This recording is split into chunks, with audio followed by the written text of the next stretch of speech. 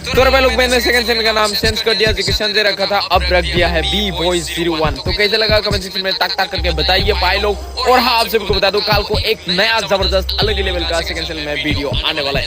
Hello guys, नोंथांमोनखौ आंनि YouTube चेनेलाव सिगाङावनो बरायग्रोबाय। आं दिनै नोंथांमोननि थाखाय मोननै आपडेट लाना फैदों।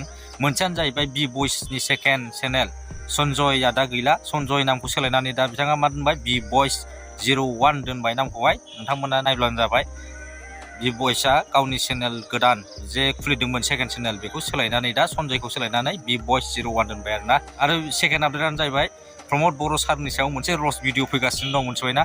दा बे प्रमोद बर' सारनि रस्ट भिडिअखौ आपल'ड होनांगौना होनाङा नोंथांमोना कमेन्ट हरबानो जाबाय, मिथिबायना? कमेन्ट बक्सआवहाय नोंसोर जुदि होनांगौ होनोबासो होगोन आङो। दिनैनि आपडेटआ बेनो आरोना, बेखौ खिथानो होनना फैदों आङो।